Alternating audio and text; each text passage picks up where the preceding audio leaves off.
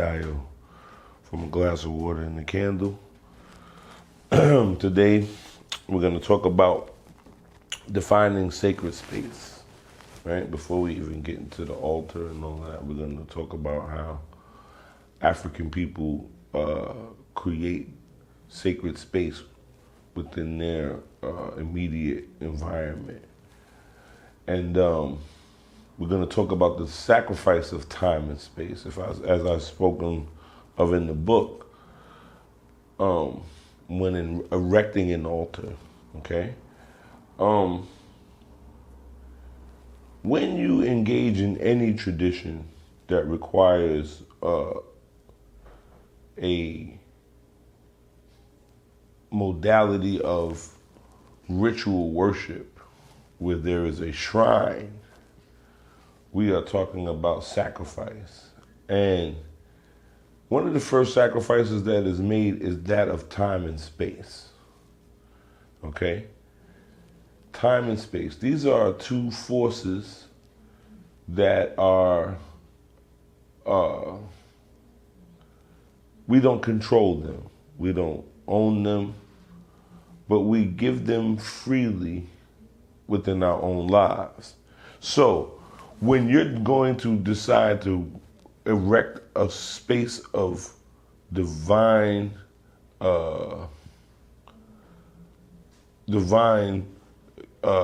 edifices or iconography, you are sacrificing time, the time that you spent to erect this shrine, albeit a picture that you nail on the wall or you taped on the wall, a statuette or a statue, or some other fetish or icon that you deem to be sacred or to represent sacredness.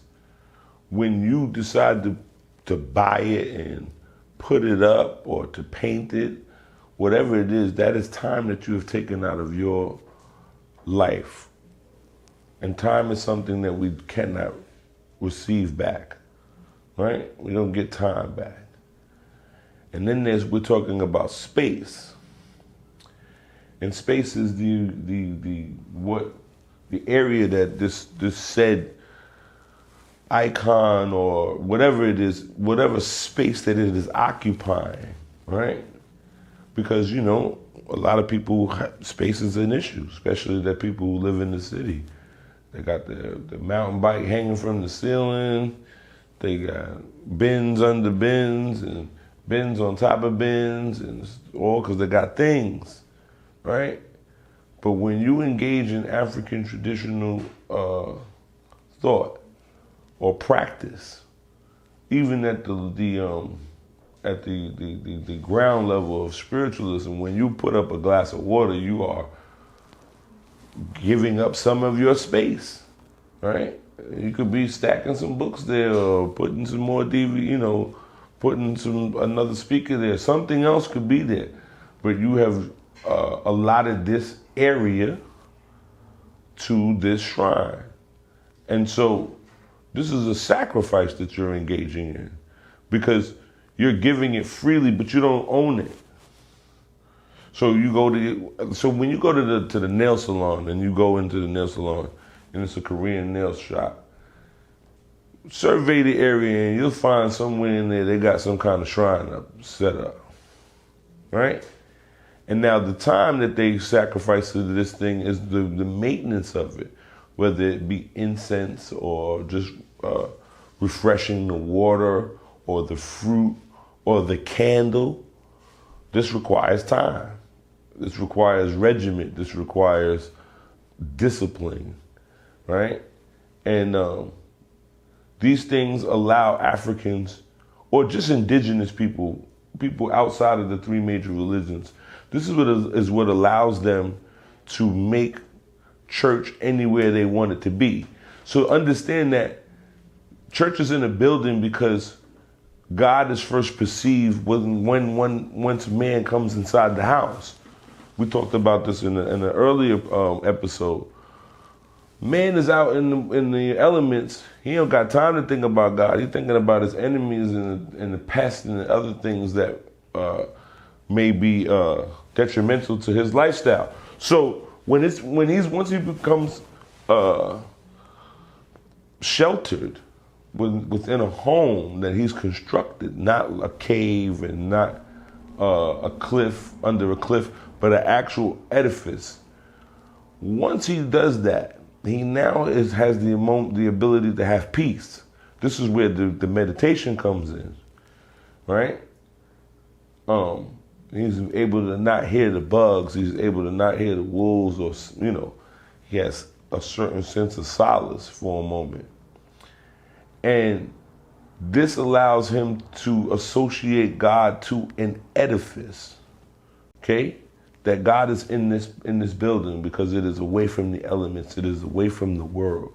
This is why today all Catholic churches are seen as sovereign land. When there's war going on and you ain't got nowhere to go, you better run to the Catholic Church. You get on their property and they'll give you a piece of bread. You've been saved. The military ain't coming up in there, right? So the idea that Africans will bring church to the home as opposed to Europeans, because Europeans have a different concept of God, whereas Africans see God as a ever interfacing presence. So, God is there. So it is of no use to try to separate yourself realistically from deity. So what makes it divine as we are in my ultra room, this space is allotted specifically to them. If I didn't have this space, well, unfortunately, my bed would be in here and they would have to necessarily be within the same presence of when I make love or when I fart or whatever the situation is, because God is omnipotent and all around us. So when we make the sacrifice of space and we allot it to God or to the gods, we are sacrificing that space, right? And so, because this room could have been something else. It could have been a gym. It could have been a recording studio. It could have been something else. But instead, it is the room for my Orisha. So I sacrifice the amenities of a living room to allow for my Orisha to have the space to emanate and to project without the interference of each other, so that they each have their own positions, right? And so that they can flourish a little bit different. Not to say that on top of them they don't, but the ability for me, because they are a representation of myself. So the ability to give them the largest room gives me the solace of knowing that I take care of myself before everybody else, because this is my inner self before myself. So in that, we're talking about the sacred space and altars. The first altar is your bedroom, where you sleep. It's where you rest your soul. It's where you make love. It's where children are born or conceived, hopefully. And so it's where people die and where people retreat to when they are infirmed and sick.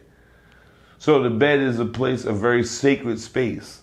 And so in that, in the time and the space, because it takes up space and it takes time to attend to your bed. You should make your bed every day, they say, so that when you return, there is order to your life, right?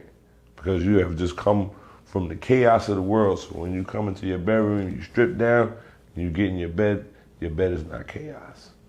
It's an order, right?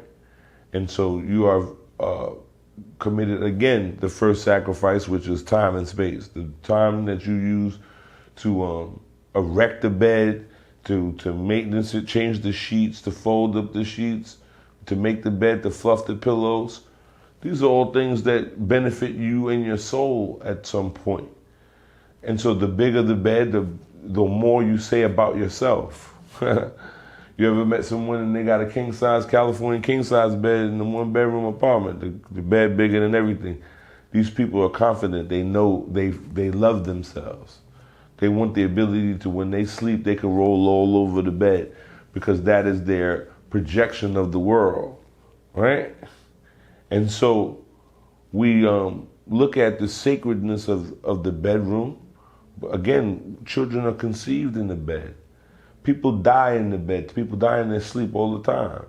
In the bed, it is a very sacred place. So, under the bed should never be too many things that don't have any organization to them, right? If you just got shoes and it's the wrong shoes in the wrong box and it's dust balls and dust bunnies having a party, a beach party down there, you probably are not sleeping well. Just think about the electrical implications of such things. The dust bunnies create electromagnetic energy, right? Little, what is that? Static energy. This is under your bed. This is impeding you of having good dreams. This is impeding you of necessarily waking up refreshed because your energy field is met with static electricity under your bed, right? If you do put things under the bed, they should be organized, and so that when you're in your thoughts or when you're in your sleep, things are organized, right? There are certain practices of putting certain pieces of iconography under the bed, such as certain kind of knives, wooden knives and crosses of that nature that go under the bed. Metal is not the most trusted element to use when one is sleeping. They say that even people that sleep on brass beds, they have a hard time sleeping on those beds because of the energy. Now, the brass bed has implications. It is always given to young women. It is somewhat of a chastity belt, so to speak. The brass has a certain electrical implication, so it keeps the woman from projecting and sending out her signals to other men. That's a whole nother conversation. But wooden beds are preferred, and because wood is the preferred element in the dream state. And so when people have issues with sleeping or they are being attacked in their sleep, they're fighting Freddy Krueger, so to speak, they are sometimes advised to have a wooden sword made to put under the bed so that they can defend themselves in the astral plane. And so some people, it is very advantageous that they keep certain implements under the bed, possibly a glass of water with some camphor to keep bad spirits up. Now, the camphor, if you understand that spirits are associated to certain insect phenomena. And the reason for this is because these spirits, they travel or they are projecting a certain frequency. And these frequencies, certain insects can pick up on them. And so you see the phenomena of supernatural activity based on insects, ants, flies, fruit flies, moths. So when it comes to moths, moths are categorized in a certain particular group of spirits, kind of wanton spirits that they eat and destroy things. They put holes in clothes. And so the thing that stops them is mothballs, and mothballs are made of camphor. And so we put the camphor under the bed so that those type of spirits that come to eat and put holes in our reality, they stay away, all right? Sometimes people are told to put a glass of water with bluing under the bed, and this is to keep things obscure for the person, particularly people who have suffered from tragedies that haunt them. And so we put the bluing in there to put those emotions way deep so that they're not clear and they stay down there, right? because they talk about the ocean as the greatest cemetery in the world, is the ocean. And so then there's things of nature like ebony crosses, when people are facing dark spirits that come to molest people at night, incubuses and succubuses and things of that nature. There are other different things that are put under the bed, but we're not going to get into that. This is not a spell class. But we're talking about the sacredness of the bed and how important it is. So after the bed, when you take care of your bed, this also includes who you allow to sleep in your bed. This is why old timers tell you, don't let nobody sit on your bed, right? And old timers don't allow people to sit on beds. They say beds are made to lay down, not to sit. So when you get up in the morning, the moment you sit up, that's the only time you get to sit on your bed. Other than that, when you get on the bed, you should be laying down. This is a respect that is given to the bed as a sacred space. It may not be articulated or explained, but this is the motives behind some of these old Southern, or not even Southern, because a lot of Caribbean people also follow these edicts, these old African nuances that are left within our psyche. So the bed is a very sacred space. Again, children are conceived in the bed. We make love in the bed, right? Even to ourselves. Masturbation, people masturbate in their bed. This is a very sacred space.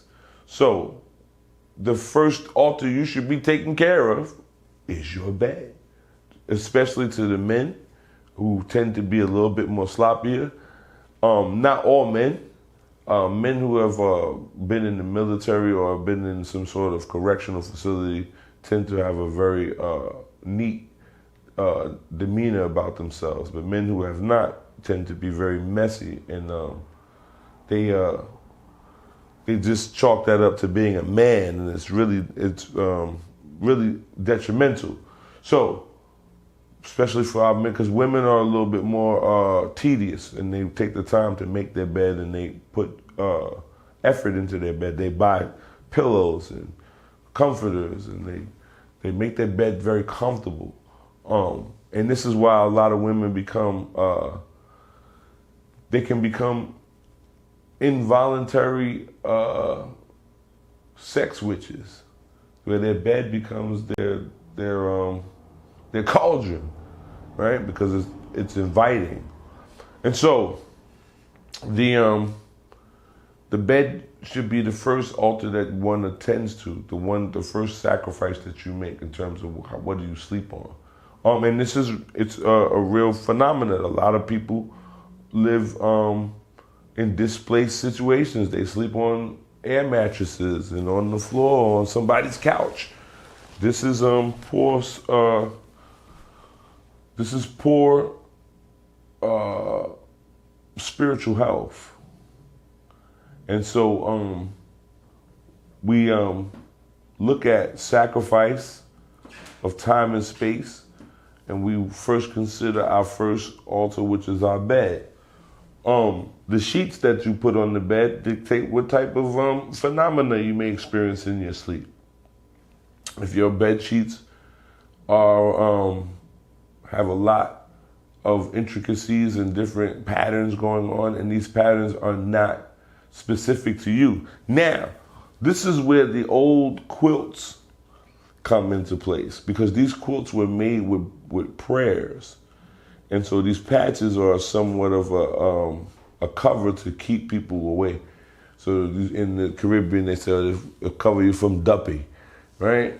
Or in the South, they make sure, so that the boogeyman don't get you. So they make this quilt for you, so that certain spirits can't see you at nighttime. Vampires can't see you at nighttime. This is the purpose of those quilts. But if the quilt has not been made for you specifically, be very careful of the patterns and the colors that it emanates, because it will affect your sleep. And so white is actually the ideal color to sleep in. It gives us the illusion of peace and tranquility. and it is the color of the egg. And the white of the egg is a representation of the ability to be protected, the Allah, the membrane, things that what keeps things together.